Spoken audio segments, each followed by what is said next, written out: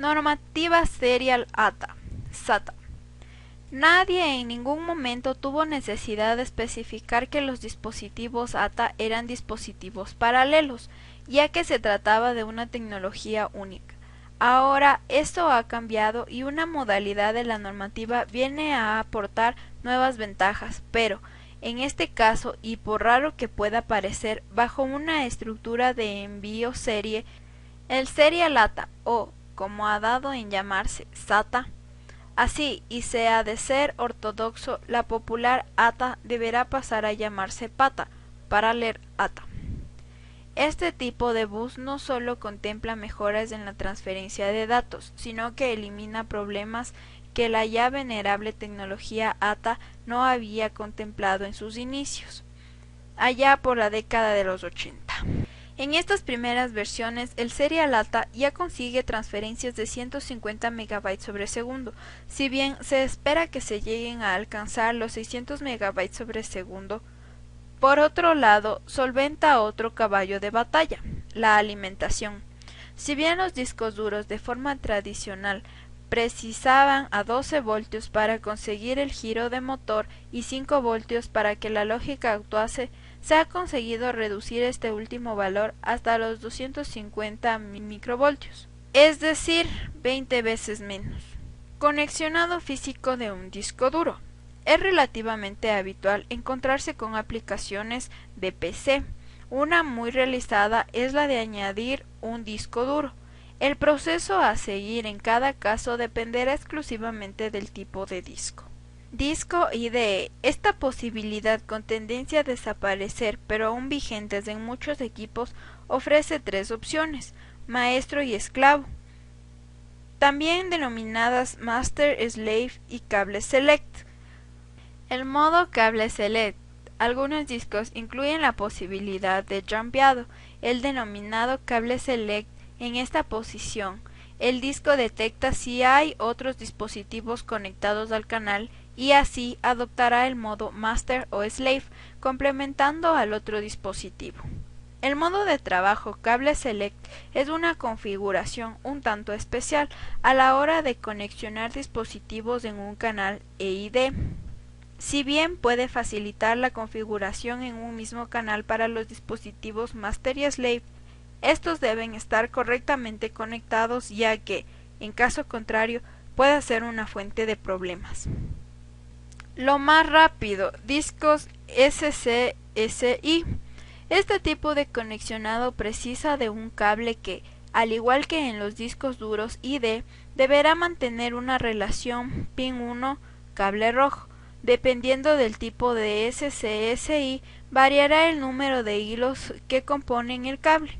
En este caso, la identificación del disco se realiza mediante una numeración llamada identificador SCSI o SCSI-ID, y los dispositivos se conectan en cascada, es decir, uno tras otro. En lo referente a la identificación de disco, se dispone de más jumpers dado que solo soportan más dispositivos en el canal. Opciones de conexión: discos duros externos. No siempre los discos son internos, a veces interesa disponer de unidades externas que aporten portabilidades a los datos, o simplemente la limitación de los dispositivos soportados por la controladora. Para realizar este tipo de montaje, el usuario puede optar por tres posibilidades: puerto paralelo, puerto USB, puerto firmware. Conexión CSSI. Puerto paralelo es el sistema más común. Se trata de una caja con una fuente de alimentación y un convertidor de datos ID paralelo que, en definitiva, no es más que una controladora SCSI limitada. La conexión, como su nombre indica, se realiza al puerto paralelo del PC y desde la propia unidad externa se habilita un puerto USB. Es, dada la relativa novedad del puerto, la última opción propuesta por los fabricantes. A un precio medio se obtienen tasas de transferencia muy superiores a los convertidores paralelo. Incluyen fuentes de alimentación en algunos casos, mientras que en otras obtienen la alimentación directamente desde el puerto USB. Puerto firmware. En gran medida son similares a los discos USB, con las diferencias inherentes de las características que cada puerto posee.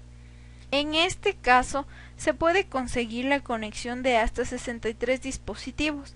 La necesidad de una fuente de alimentación externa dependerá del tipo de dispositivo, si bien suele ser recomendable a fin de no sobrecargar el puerto más de lo imprescindible. Conexión SCSI, sin duda la mejor opción, aunque también la más cara. La transferencia es la misma que en los dispositivos internos SCSI, a diferencia de los dos modos anteriores que siempre trabaja en tasas muy inferiores al IDE. Codificación de la información. Como ya es sabido, es preciso codificar la información antes de grabarla en un soporte magnético. Esto aumenta la densidad de grabación y si bien es cierto que hay que añadir sistemas de seguridad, el balance final sigue siendo positivo. Los métodos más comunes son los expuestos a continuación. ZBR. En la ZBR o Sound Bin Recording, dado que las pistas son físicamente más largas en la zona exterior al disco con respecto a las más internas, hay determinados dispositivos que aprovechan esta circunstancia. GCR. La GCR o Group Coordinate Recording consiste en realizar paquetes de datos con una memoria de codificación concreta. De este modo se puede almacenar grupos que producen la relación superficie-cantidad de datos. FM. La modulación en frecuencia es el módulo más sencillo y común al usado por otros dispositivos dentro del espectro de las comunicaciones analógicas. Este sistema cambia el flujo de grabación cada nivel lógico alto y permanece en el estado inicial para los niveles lógicos bajos. La modulación de frecuencia modificada es una variación del método anterior, consiguiendo mejores resultados. En este sistema existe una relación 1 a 1 entre los cambios de flujo almacenados en el disco y el número de bits. RLL. La longitud de recorrido limitado se basa en un complejo algoritmo formado por gran cantidad de reglas basadas fundamentalmente en las distancias mínimas y máximas de silencio entre dos bits. Usa GSR para almacenar grupo de bits, lo que confiere un aprovechamiento superior que el MFM. CHS, LVA y Large.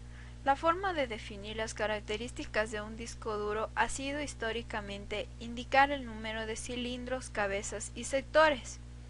Esta fórmula fue válida hasta alcanzar los 1024 cilindros, capacidad máxima de direccionamiento de un disco duro, estableciendo el límite de capacidad de los mismos en los ya conocidos 500 MB. La primera solución para poder trabajar con discos duros de capacidad superior vino dada por el LBA, Logical Block Addressing, un método de direccionamiento lógico por bloques por el que, para acceder a una zona determinada del disco, no era preciso especificar la cabeza, el cilindro y el sector. La última variación de acceso ha sido el método popularmente conocido como Large, aunque su denominación real es la de ECHS, Extended CHS. Por este sistema se genera una serie de parámetros ficticios que, si bien no se corresponden con la realidad física del disco, sirven para realizar una conversión geométrica y poder acceder a la totalidad del disco duro.